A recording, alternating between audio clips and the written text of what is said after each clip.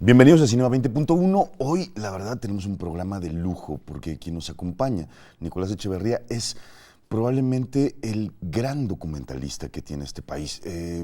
A lo mejor es una apreciación que no solamente es absolutamente personal, pero me parece que él, desde los años 70, abre un camino de expresión personal a través del documental que hoy, cuando se habla de la buenísima salud del documental mexicano, a veces se olvida que hay alguien que antes, desde hace décadas, comenzó a hacer un trabajo sistemático y continuado a través de documentales magníficos como María Sabina, como Niño Fidencio, recientemente como Eco de la Montaña, poetas campesinos, quizás una de las grandes obras maestras del cine nacional, y muchas películas más en torno al documental indígena que no tenía que ver ni con la antropología ni con la etnología, sino con una visión absolutamente personal de ciertos fenómenos en la provincia nacional. Él es Nicolás Echeverría, él es nuestro invitado y estoy seguro que va a ser una conversación enormemente gozosa con una de las grandes mentes de este país, receptor, nada más hay que decirlo, recientemente el Premio Nacional de Ciencias y Artes.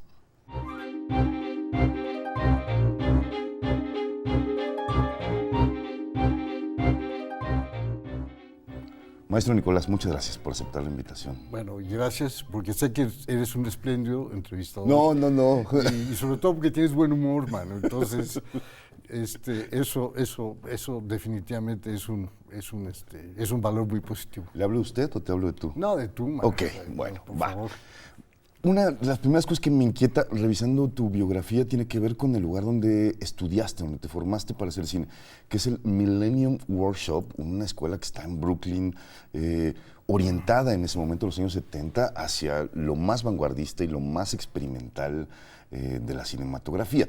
Tú además estabas en Nueva York por circunstancias como muy azarosas, te formas ahí y a partir de eso haces un primer documental, o un primer registro documental, que es Judea, que es una película francamente experimental, que supongo que obedece a esa formación. ¿Va por ahí, Nicolás? Sí, bueno, yo antes de hablar de Judea, debo confesar que yo cuando tenía 4 o 5 años, yo soy Nayarita, soy de Tepic, pero viví mis primeros años en Santiago Ixcuintla, que es un pueblo muy lindo.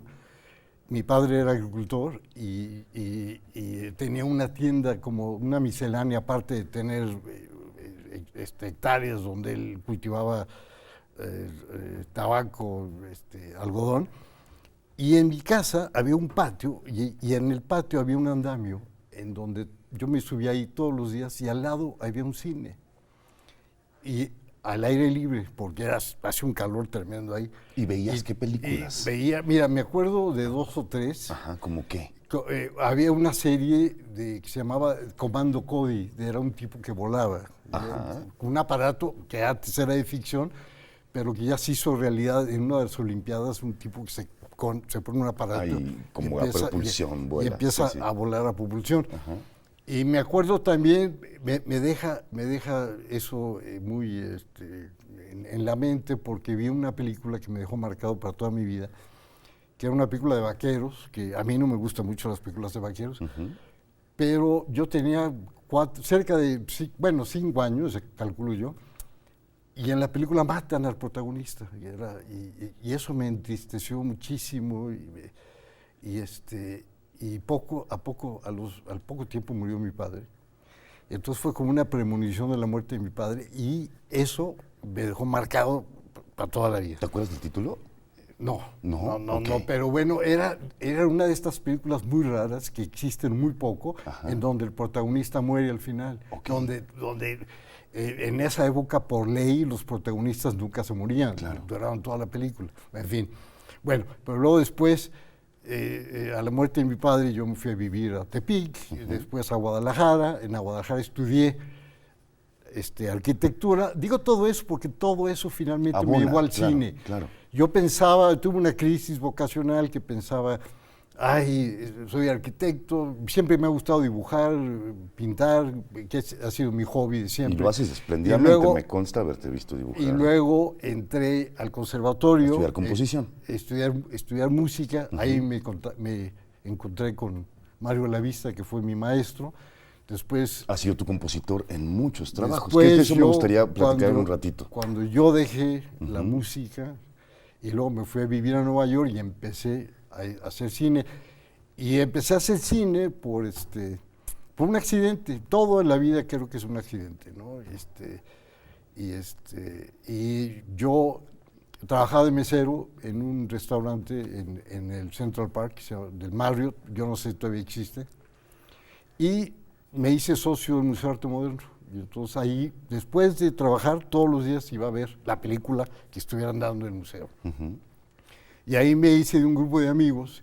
Uno de ellos era un cineasta, José Soltero, que ahora es una especie de leyenda del cine underground en Nueva York. Ya murió. Y él fue el primero que me dijo, tú deberías de hacer cine, ¿no? Yo jamás lo había considerado. Y él me prestó una cámara y después me la regaló. Y me dio unos rollos. En esta época, la Kodak regalaba rollos de películas caducas para que uno hiciera sus películas. Y me dio unos rollos y le dije, bueno, ¿y qué voy a hacer con la cámara y los rollos? Y me dijo, sal a la calle y filma lo primero que veas. ¿Y sí? Y así fue. Y entonces hice una película sobre las calles de Nueva York que se perdió en un traslado, en una de mis mudanzas. Pero bueno, de ahí llegué a Millennium, la película esta que yo filmé, porque en esa época se filmaba yo filmaba en 16 milímetros, y edité en Millennium. Y era muy padre este lugar porque cualquiera que tuviera una película que editar pues, tenía puerta abierta, y ya sea una película sobre tu abuelita, tu tía, lo que sea, te daban chance y te daban el equipo para hacerlo. Y el apoyo, digamos, técnico para hacer tu película, con toda libertad. Esa era no había ni clases de teoría, de nada. Lo que sí había era pláticas con grandes directores underground. Yo conocí ahí a Stan Brakhage, a Michael Snow, a Najum Pai, que todos iban a dar pláticas cuando todavía no eran tan famosos, ¿no? Entonces, eso fue el origen de mi primera película, Judea. Podemos hablar media hora de Judea, pero hay una anécdota muy interesante, ¿no? Sobre Judea, que cuando yo trabajaba en el restaurante, un día llegué, era un restaurante que tenía una escenografía de barco y nos vestían de marineritos a todos. Y entonces, un día llegué a trabajar, como todos los días, yo trabajaba en la mañana, y suspendieron el trabajo porque había una crisis de hepatitis. Entonces, nos mandaron a todos con distintos doctores alrededor de Manhattan para que nos hicieran exámenes de sangre a ver si no se habían contagiado. Y en uno de estos consultorios... ¿Tú vestido de marinerito? Yo vestido de marinerito llegué y me encontré con John Lennon y Yoko Ono en el consultorio. Yo llegué medio encandidado y los dos vestían de blanco y como brujitos, ¿no? Y yo, en esa época se usaba, los neoyorquinos no le hacían de pedo, cuando había un famoso, todo se hacía tonto. Súper cool. Y no llegaba así que el autógrafo. Y no me atreví a cruzar palabra con ellos, en parte porque yo también estaba vestido de marinerito, pero bueno, ellos estaban peor, mano. Ellos estaban también disfrazados los dos.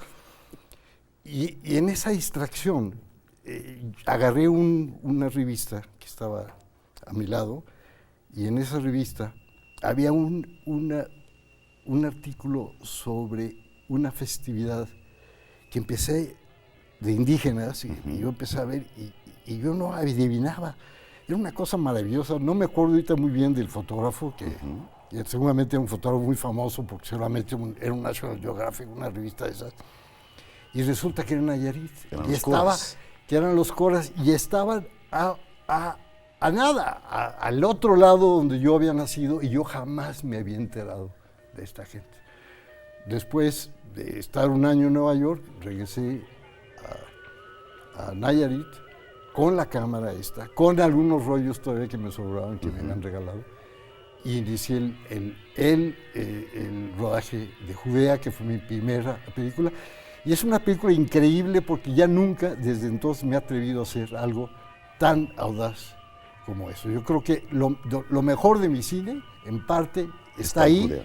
está en Judea. Pero te estabas dando cuenta que estabas más allá del registro documental, que lo que estabas haciendo era introducir una visión que hasta ese momento en el documental mexicano, por lo menos, que estaba mucho más cerca del reportaje y de la objetividad supuesta y tal, tú estabas partiendo de una subjetividad absoluta para hacer un retrato, pues desde una visión muy personal de lo que era precisamente esta celebración casi africana, que es lo que hay en Judea, sí, ¿no? Sí, sí. Digo, Sí, lo que pasa es que yo no llevaba sonidista, Ujú. entonces regresando a México, yo ya radicaba en México, le pedí a Mario que musicalizara. a Mario Lavista. Y se acababa de inaugurar el laboratorio de música electrónica del conservatorio. Ujú. Entonces la música, imagínate, el poner una fiesta indígena, además totalmente fuera de orden, en donde mezclado con material nuevo, con material caduco. Entonces hay de repente hay materiales que están rojos o que están prácticamente a blanco y negro, ¿no? Porque han perdido el color. Entonces todo tiene un sentido dramático y es una película corta, dura 20 y tantos minutos, pero es un ensayo de algo que jamás me he vuelto a atrever. ¿Y extrañas realizar. esa audacia? Bueno, yo creo que está en pocas dosis en los documentales que he hecho, Pero incluso en Cabeza de Vaca. En Cabeza de Vaca, digamos, la parte estática, la parte de éxtasis, de lograr en una película sin palabras, con las puras imágenes, con la música, un estado especial de pachequés, digamos, para ser claros y que todo el mundo me entienda. Además, en esa época, pues estaba de moda Castañeda, estaba de moda toda la cuestión de la cuestión de alucinógena, de comer peyote, del LSD, de toda esa cuestión. Y yo estaba muy metido en esa onda y por eso esta película, más que orientarse por el lado de la antropología y de tratar de explicar de quiénes son los coras, etcétera, me fui totalmente por el lado de querer ser un cineasta underground, y además se me daba de una manera muy natural, pues porque venía de aprender de todas estas gentes en Millennium. Desgraciadamente después di un paso atrás, como que todo el mundo empezó a criticar, y no se entiende nada, que no sé qué, es un desmadre tu película, que esto y lo. Y entonces hice otra película sobre los huicholes, en donde ya tengo un narrador. Entonces, digamos que tu trabajo y mi trabajo como documentalista ha sido una especie como de zigzag, ¿no? De ir para atrás y para adelante. Pero toda esta introducción en el mundo indígena, Nicolás, sobre la cual has trabajado muchos años, incluso tu documental más reciente, Eco de la Montaña, digo, forma parte, digamos, como de una gran obra que retrata como el mundo indígena mexicano. ¿Sientes que hay antecedentes en tu vida que te llevan a eso? Sí. Digo, no creo que sea solo el National Geographic. No, bueno, yo soy que te Tepic, llevó. Sí, claro. Nayarit. Pero has trabajado con muchísimas poblaciones, con muchísimas comunidades muy distintas. En una época, Ajá. y eso me da mucha pena decirlo, en donde todavía los jóvenes podíamos viajar en México. Y en donde viajábamos por toda la República Mexicana sin ningún temor de ser secuestrados o atacados, o muertos, o lo que sea.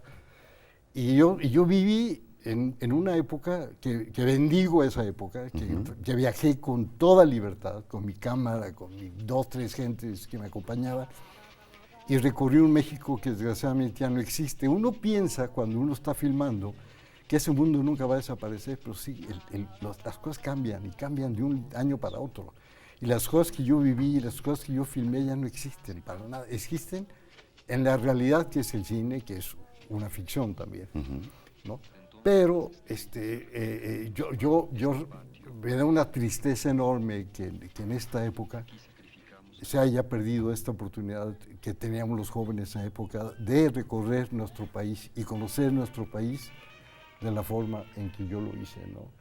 Y además nunca sentí jamás peligro. Claro. Digo, sentía el peligro de perderme o de pachequearme o de ¿me entiendes? O de mal viajar con que los hongos, que con el peyote, pero jamás nunca sentí el peligro que ahora sentimos todos, incluso con mi última película, claro, ¿no? Que ya no es igual. El viajar por la sierra y meterte a la sierra, en un vehículo donde te toma 5 o 6 horas llegar a una comunidad, etcétera, ¿no? Ese es un México que ya no existe. Pues con ese México que desgraciadamente ya no existe, como lo dice Nicolás, hacemos un corte y volvemos aquí a Cinema 20.1 a seguir platicando con él. Estamos de regreso aquí en Cinema 20.1 con Nicolás Echevarría. Quiero decirlo correctamente porque luego yo mismo digo Echevarría, Echevarría, es el nombre correcto, documentalista mayor de este país. Y estábamos justo en ese punto de esta introducción al mundo indígena. Quiero volver como a ese mismo punto que te hace desarrollar, digamos, como un... Supongo que es algo que te va seduciendo en el camino o con lo cual vas, digamos, como de una comunidad a otra comunidad, o sea, estos coras a los huicholes y a muchas otras poblaciones. ¿Eso forma parte como de una idea que tienes de documentar distintas cosas o es algo que se va dando, Nicolás? Porque siento que también hay algo que pasa mucho en tus historias de vida que tiene que ver con la sincronicidad, un poco lo que nos contabas hace rato y que las cosas van apareciendo un poco en el camino. Sí, bueno, primero soy tepique, entonces yo estaba acostumbrado a ver los huicholes en la plaza, no los coras. Ese fue un descubrimiento posterior. Aunque los nayaritas decimos que somos coras, no huicholes. Huicholes corresponde más a Jalisco, digamos. Claro. Y luego mi interés por el chamanismo, ese fue otra cuestión, ¿no? Y luego los alucinógenos, que bueno, eso fue algo que a mí también me interesó mucho, esta conexión de chamanes y alucinógenos, ¿no? Eso me llevó posteriormente a María Sabina, que también fue un accidente, porque yo había hecho una película que se llama Floricanto, sobre el Museo de Antropología, un documental, mi primer documental que yo realicé como director en el Centro de Producción de Cortometraje. Quiero hacer un paréntesis un poco ahí, porque tú estás muy ligado al CPC, que es hoy un organismo, bueno, prácticamente inexistente y prácticamente olvidado, que sin embargo empujó la carrera de gente como tú. Ellos mismos produjeron María Sabina, El Niño Fidencio, pero también de muchos otros. Ripstein estaba ahí, Pedro Torres estaba ahí, Pigmenio estaba ahí, todo el mundo pasó por ahí. Todo el mundo pasó por ahí. Hermosillo. Badoki. Y que era como una especie de bastión del documental y del cortometraje. ¿Por qué? Porque, bueno, lo dirigía Carlos Velo y originalmente el Centro de Producción de Cortometraje se hizo para documentar visitas presidenciales y cosas para así, hacer ¿no? publicidad gubernamental, digamos, ¿no? Que la presa, que no sé qué se inauguró, que no sé. O la visita de Echevarría a China. Y luego de repente, en tiempos de la campaña de López Portillo, fue la primera vez que yo trabajé ahí, ¿no? Me llamaron como fotógrafo y fue la primera vez que yo tomé una cámara de 35 milímetros, nunca había filmado en 35. Todo lo hacías en 16 milímetros. Pero sucedió una cosa interesante. Cuando se lanzó López Portillo como presidente, fue el único candidato, no había competencia. Entonces de repente Carlos Velo dijo, bueno, ¿qué hacemos? ¿Para qué hacemos publicidad? Si es el único candidato. Entonces empezó a relajarse la onda un poco en el Centro de Producción de Cortometraje y empezaron a ver que un documental sobre esto, que un documental sobre lo otro. Y yo viví un mecenazgo, digamos, en realidad, porque a partir de mi primera película, Floricanto, que fue muy premiada, etcétera, etcétera, Bosco Aroche, que era director de cortometraje, me comisionó para hacer María Sabina. Él porque conocía mi trayectoria, que yo había trabajado con el mundo indígena y todo.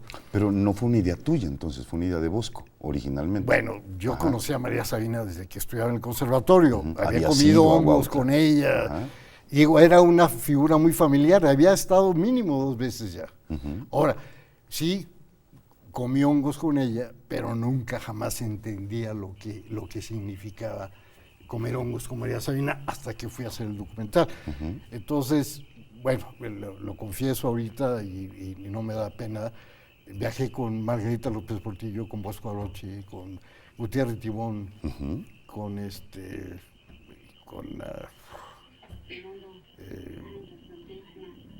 intelectuales, digamos, que querían conocer a María Sabina. Entonces, ¿y probaron los hongos, todo? Yo llegué en un helicóptero de presidencia, ¿no? Imagínate, y al llegar a María Sabina empezaron a volar todos los techos de las casas, ¿no? por las hélices, ¿no? Entonces se armó un motín ahí tremendo. Fuimos con María Sabina, comimos todos hongos, en pequeñas dosis, incluyendo Margarita misma, López Portillo comió hongos. ¿Y fueron a proponerle la película? No. Fue a conocerla. Había una idea de hacer un cortometraje de María Sabina. Entonces, yo después regresé con la cámara, etcétera, y presenté un primer corte de 1:20. Lo vieron en Churubusco. Entonces yo con la idea de irlo recortando y dejarlo en un cortometraje, me dijeron, déjalo como está perfecto como está. Que se quede como un largometraje documental. Yo no sabía que había una especie de plan ahí medio macabro, que ellos habían producido una película sobre Rigo Tobar, que querían lanzar comercialmente, y María Sabina era un buen pretexto para meter una y la otra. En esa época el cine era del Estado. Todos los cines eran propiedad del Estado. Sí, la cadena operadora de teatro, Scotza, entonces, famosa. El Estado decidía en qué cine estaba, cuánto tiempo se quedaba. Entonces María Sabina estuvo exhibiéndose en varios cines, principalmente el Regis, ¿no? María Sabina fue al estreno. Dios me perdone, pero voy a decir cosas que a lo mejor no debería decir. Cuando fui por ella al hotel del Prado que estaba enfrente, llegué por ella y se había vivido todo el Servivar, de María Sabina, y llegó descalza, en un estado de éxtasis total, mano, por la alfombra roja, siempre mirando como al piso, ¿no? Yo creo que en estado de éxtasis. Yo no sé qué demonio está pasando por la cabeza de esta mujer, ¿no? Que pocas veces, yo no sé si fue la primera vez que visitó México, igual, ¿no? Pero había estado en la cárcel en Oaxaca por vender marihuana. Y bueno, esta mujer extraordinaria, que era realmente un museo viviente, ¿no? Una maravilla, ¿no? Que yo tuve ese privilegio de convivir con ella y vivir una experiencia que solamente la viví cuando ella estaba trabajando con indígenas. Porque cuando fui de turista y de joven, claro, mochilero, a comer hongos, etc., nunca entendí de lo que se trataba un viaje de hongos. Cuando la vi a ella trabajar con un enfermo de su propia raza, con su propia gente, entendí lo que era una sesión de hongos, ¿no?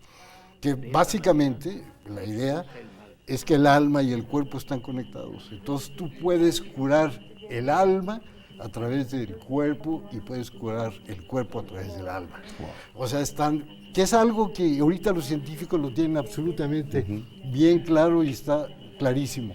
Entonces, cuando tú intervienes en el alma de un enfermo, tú puedes llegar a curarlo. Y al revés, con una gente que está mala físicamente, pues puede afectar su espíritu y su alma. Y la vi trabajar como un cirujano realmente en una noche. Claro, yo sin entender nada, yo estaba filmando, imagínate con una cámara de 35 milímetros. Afortunadamente era una BL, silenciosa. Es más compacta, claro. Y tenía un zongón nada más. Para iluminar. Y al principio quise meter muchas velas, ¿no? Para que no sirvieron de nada, ¿no? Porque realmente en esa época, como tú sabes, las películas no registraban. Luz de vela fue hasta Barry Lyndon, claro, que se inventó bueno, y entendí ese mecanismo de ella, de realmente sumergirse, echarse un clavado en el alma de alguien y meterse como un buzo en un barco, arreglar allá cosas, mano, para que al día siguiente, ¿no? Realmente hubiera un cambio muy significativo. Y no lo entendí hasta que estaba en la mesa de edición con un traductor, porque jamás entendí qué es lo que estaban diciendo. Que te iba diciendo lo que iba diciendo. Exacto. Nicolás, tus documentales muchas veces prescindían en esta primera etapa de narración, o sea, es decir, las imágenes que tú mismo captabas, porque tú mismo has sido el fotógrafo de la mayor parte de tu obra, digo, eran lo suficientemente contundentes como para poder proporcionar la información que la narración no tenía que dar. En el caso de María Sabina es distinto, pero una de las aproximaciones formales que me parece más interesante tiene que ver con que la voz de la traducción, digamos, es la voz de Andrés Enestrosa. La voz de, que es una edición que, de todas maneras, muy audaz y que genera como una suerte de distancia. Te voy a decir por qué. Bueno, yo creo que es obvia, porque es obvio porque yo tomé esa edición, porque no quería que la gente pensara que María Sabina hablaba español. O sea, digamos que mucha gente hubiera malinterpretado con la voz de una mujer, que es María misma la que está narrando en español. Entonces, y también por una cosa medio junguiana, de que los hombres tenemos alma de mujer y que las mujeres tienen alma de hombre, ¿no? Y en este caso, María Sabina, de alguna manera, primero para poner en claro de que no es ella la que está narrando, ¿no? Aunque son sus palabras, todas son sus palabras. Porque la fuente es un libro maravilloso de Álvaro Estrada sobre la vida de María Sabina, que esa fue mi fuente de información y de narración. ¿Cuánto tiempo estuviste con ella? Una semana. Okay. Sí. Me estacioné con un camper. Ajá. Íbamos yo, Heriberto Gutiérrez, que era mi foquista, asistente de cámara, iba un productor, iba una sonidista y un chofer, creo, y éramos todos. Nicolás, terminamos el primer programa. Bueno, yo estoy diciendo el primer programa porque vamos a invitarte a que te quedes a seguir platicando con nosotros aquí, así no, claro. ¿Te quedas? Sí, claro. No, falta mucho todavía. Falta mucho, estamos como en 1979, o sea que nos queda una larga trayectoria de Nicolás Echeverría que nos encantaría seguir abordando en un siguiente programa aquí con él, ya que aceptó quedarse. Estoy seguro que no se va a arrepentir. No hemos ni siquiera entrado al mundo de la ficción, que es otro de los campos donde el gran Nicolás se ha desarrollado. Así que nos vemos la próxima semana aquí en Cinema 20.1 para seguir platicando con él.